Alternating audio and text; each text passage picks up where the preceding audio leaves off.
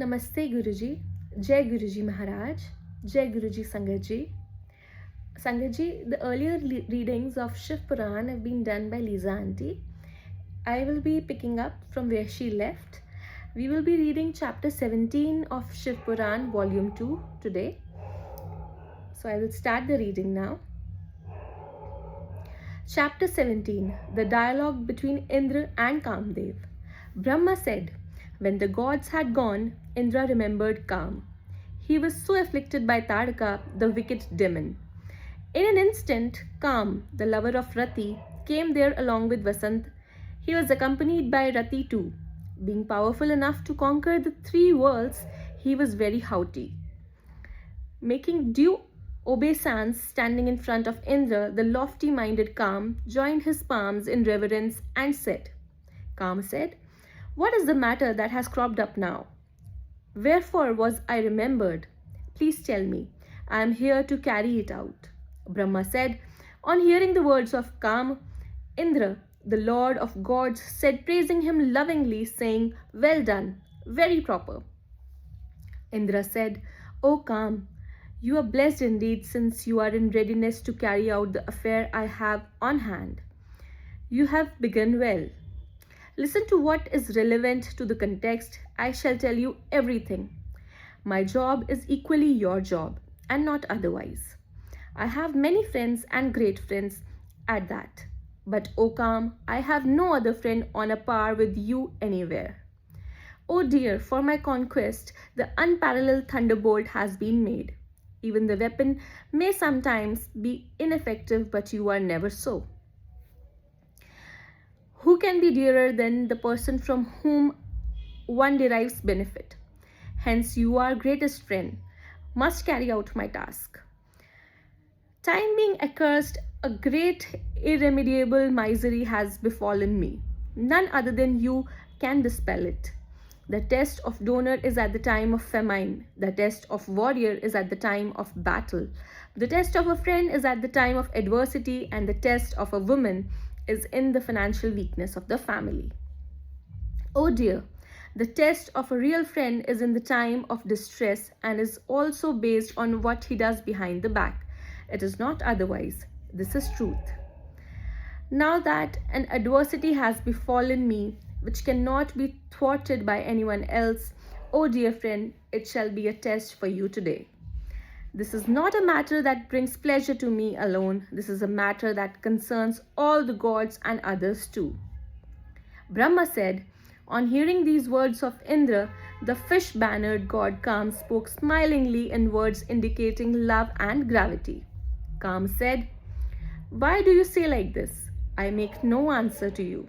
A helping unreal friend is neither seen nor spoken of in the world. He who speaks much at the time of adversity will not turn out much. Yet, O king, my lord, I shall say something. Please listen. O dear friend, I shall cause the downfall of the enemy of yours who is performing a severe penance to usurp your position. I shall topple gods, sages, demons, and others through the side glances of a beautiful woman. I do not at all take human beings into consideration. Let your thunderbolt and other weapons of innumerable varieties be set aside. What will they do when I, your friend, am present? I can undoubtedly make Brahma and Vishnu go astray.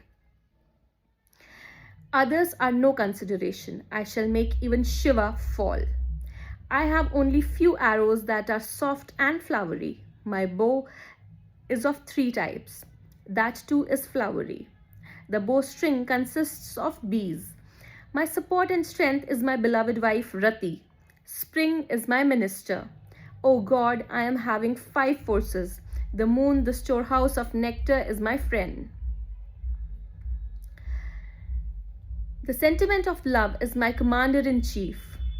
The coquettish gestures and emotions are my soldiers. All these are soft and gentle. O Indra, I too am of that sort. An intelligent man shall put together things that are mutually complementary. You shall therefore engage me in a task that accords with my capacity. Brahma said, on hearing these words, Indra was much pleased. Pleasing Kama, the bestower of cherished happiness, by means of his words he spoke. Indra said, O dear Kama, you are competent to carry out the task which I have conceived in my mind. I cannot be realized through anyone else. O calm, foremost among my friends, listen. I shall explain truly for what I remembered you and desired your presence, O calm. Securing a wonderful boon from Brahma, the great demon Taraka has become invincible and a pest for everyone. The entire world is harassed by him. Many virtuous rites are destroyed. The gods have become miserable, and so also the sages. He had been fought by the gods to the utmost of their ability formerly, but the weapons of all the gods became quite futile. The noose of Varuna, the god of waters, snapped. When hurled at his neck by Vishnu, the discus Sudarshana was blunted. The death of his wicked demon has been foretold by Brahma, the lord of the people, at the hands of the boy born of Shiva, the great yogi. Oh dear friend, this task must be achieved by you diligently. Then we, the gods, can be very happy. It will be beneficent to me. It will render the whole world happy, realizing the duties of a friend you are now to act. Shiva is at present engaged in a great penance. The Supreme Lord is always independent. It is not to achieve any desire that he performs the penance. For the sake of gods, at the binding of her father, Parvati is attending on him, I hear. O come, you shall certainly do everything necessary to bring about an interest in her mind, in the mind of Shiva, who has self-control. You will become contented after this. Your miseries will be destroyed. Your exploit will be permanently established in the world, not otherwise. Brahma said, on being thus addressed, Kama was glad, his face beaming like a full-blown lotus. He lovingly said to the lords of gods, I shall undoubtedly do it. After saying this, when he said, so be it, he said yes. Kama accepted it because he was deluded by Shiva's illusion. Accompanied by his wife and Spring, he went to the place where Shiva, the yogi, was performing penance. Moving forward to chapter 18, description of the perturbation caused by Kama. Brahma said, after going there, the haughty Kama, deluded by Shiva's magic power, stationed himself after first spreading the enchanting power of Spring all around. The enchanting influence of Spring spread everywhere around Osadhiprastha, the penance grove of Shiva. The Supreme Lord, O excellent sage, O great sage, the groves bloomed with special exuberance, O excellent sage, due to his power. The fragrant flowers of mango and ashok trees shone heightening feelings of love. The water lilies with bees hovering on them proved to be the causes for the rise of love in the minds of everyone. The sweet cooings of the cuckoos heightened emotions of love. They were exquisite and pleasing to the mind. O sage, diverse sounds of the hummings of bees raged sweet in the ears of everyone, heightening temptations of love. The bright light of the moon scattered all around appeared to be the emissary of lovers and their beloveds. At the time of Kaladipaka, brilliant lamp induced reticent haughty persons to love. O good sir, the wind blew gently but distressed those who were separated from their beloveds. Thus, the vast diffusion of Spring caused the display of emotions of love. It was unbearable to the forest-dwelling sages. O sage, then even the insentient beings had the emotions of love. What about the state of sentient ones? Thus, Spring employed his unbearable power, heightening the love of all living beings. On seeing the unitimely display of Spring, Shiva, the Lord who has assumed a physical body indulging in divine sports, thought it surprising. But he, the chief of the self-controlled and the remover of man's misery, continued his severe penance. When spring spread everywhere, Kam, accompanied by Rati, stood on his left side with the arrow of mango blossom taken out and kept in readiness. Enchanting all people, he spread his influence. Who was not enchanted on seeing Kama in the company of Rati? Thus, they initiated their dalliance. The sentiment of love, too accompanied by coquettish gestures and emotions, reached the vicinity of Shiva along with his attendants. Kama, usually stationed within the mind, manifested himself outside. But he could not find any vulnerable loophole in Shiva whereby he could enter him. When Kama did not secure any entry within the great yogi, he became deluded and frightened, much through the magical power of Shiva. Who could gain access to Shiva in meditation? Who could fix an eye in his forehead that resembled fire with shooting blazing flames? In the meantime, Parvati came there along with her two maids and brought various kinds of flowers for Shiva's worship. Certainly, Parvati had a greater beauty than the most exquisite lady described by the people on earth. When she wore pretty flowers of the season, how could her beauty be described even in 100 years? No sooner did she enter within the proximity of Shiva than he came out of his meditation for a short while. Profiting by that opportune moment, calm by his means of arrows, Harsana delighted the moon-crest god Shiva who was nearby. O sage, in assistance to Kam, Parvati reached the place near Shiva with emotions of love and accompanied by spring. In order to make the trident-bearing lord take interest in her, Kam drew his bow very carefully and discharged his flowery arrow on him.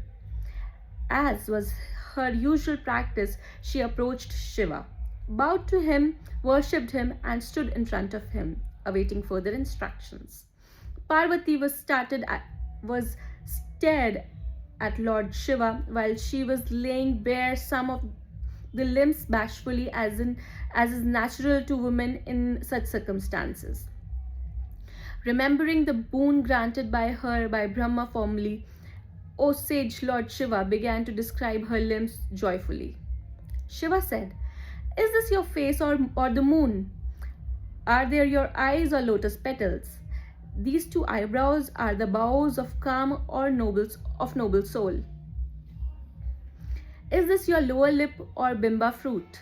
Is this your nose or beak of a parrot?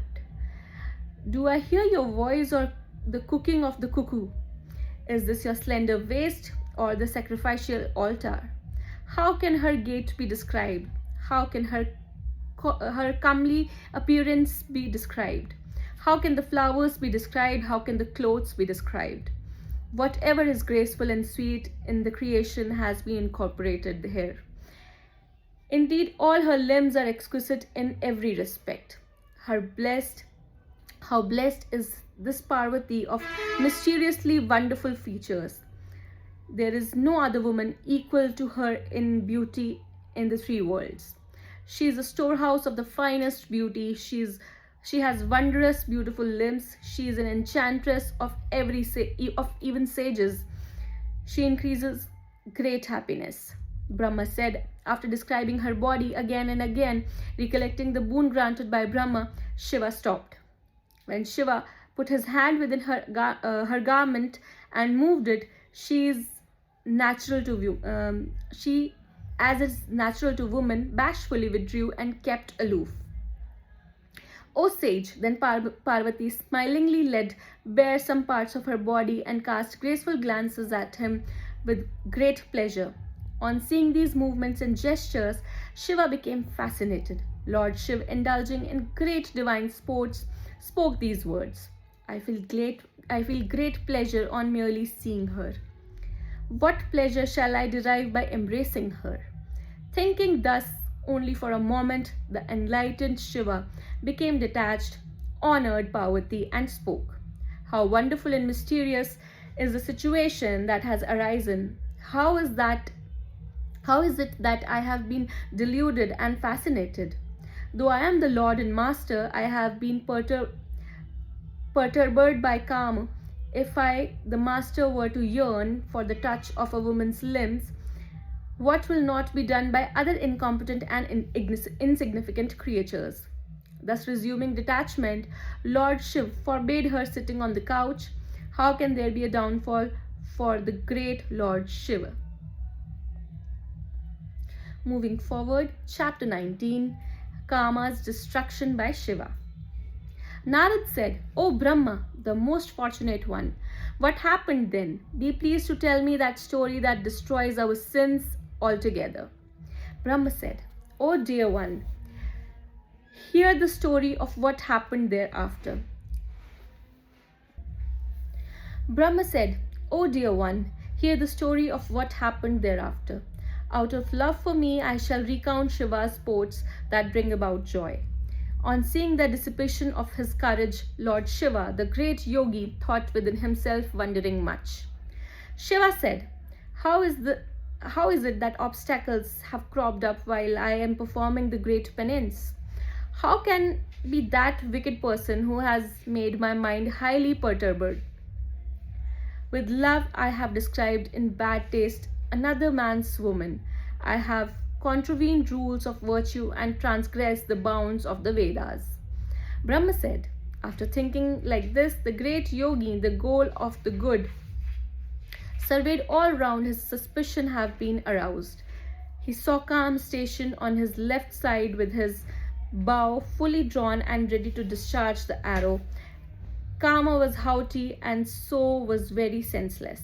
O Narad, on seeing Kama in that attitude, instantaneously anger was aroused in Lord Shiva, the Supreme Soul. O sage, standing high up in the air holding the arrow and the bow, Kama discharged his arrow, usually unerring, on Shiva.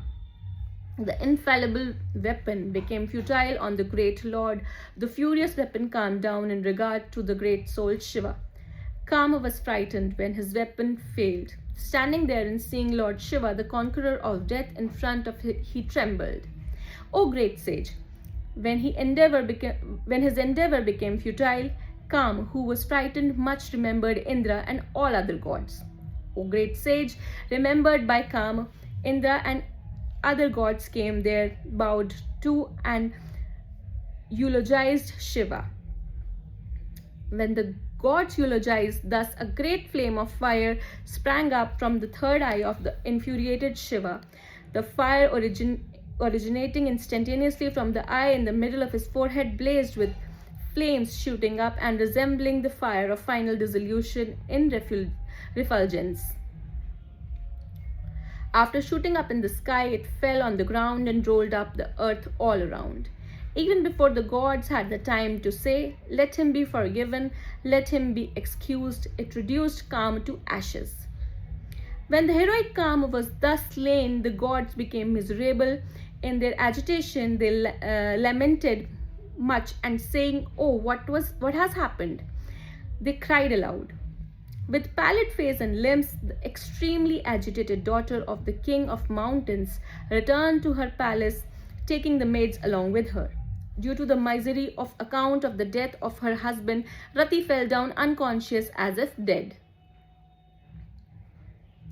When she regained consciousness after a while, Rati in her great agitation lamented loudly and said, Rati said, What shall I do? Where can I go? What is it that the gods have done in making my husband a victim thus? They have called him here and destroyed him. Oh, Lord Kama, dearer to me than my vital heirs, O bestower of happiness, what has happened here? Ha, my dear, Brahma said. Lamenting thus and crying out various piteous words, she beat with her hands, kicked with her legs, and plucked her hair. O Narad, on hearing her lamentation, even the beasts and residents of the forest, may all the immobile trees and bushes became miserable. In the meantime, Indra and other gods remembered Lord Shiva and consoled Rati, saying as follows. The gods said, Take some ashes and preserve them. With effort, check your fear. The Lord will resuscitate your lover. You will regain your lover again. There is none who gives us happiness or misery. All enjoy and experience the fruit of what they do. In vain do you curse the gods. Brahma said, after consoling Rati, thus all the gods approached Shiva and propitiated him. With great devotion they spoke these words to him. The gods said, O Lord, O great God, favorably disposed to those who seek refuge in you, be pleased to listen to these well-intended words of ours. O Shiva, be pleased to ponder over the action of Kama, O Lord Shiva. There is no tinge of selfishness in what Kama has done. O Lord, he had been induced to do so by all the gods harassed by the wicked Taraka. O Shiva, please know that it is not otherwise. O Lord, the chaste Rati is lonely and miserable now. O Lord Shiva, she is great lamentation. O bestower of everything, please console her. If you have finally disposed of Kama, O Shiva, you are desirous of annihilating all the gods by means of your fury. On seeing the distress of Rati, the gods are almost doomed. Hence, you must remove the distress of Rati. Brahma said, on hearing her words, Lord Shiva was pleased. He said this to all gods, O sages, all of you, listen attentively to my words. What has happened, thanks to my fury, cannot be altered. The Lord Kama, the husband of Rati, shall remain bodiless till Vishnu incarnates as Krishna on earth and marries Rukmani. Krishna will beget Kama in Rukmani when he goes to Dwarka and begins to procreate children. His name will certainly be Pradyuman. The demon Sambara will abduct the boy at the time of his very birth. After abducting the boy, the great demon Sambara will throw him in the sea. Foolish fellow will take him for death and will return to his city. O Rati, you shall stay in his city till then. There alone you will get back your husband Pradyuman. Kama, in the name of Pradyuman, will regain his wife after killing Sambara in a battle. O gods, he will be happy thereafter.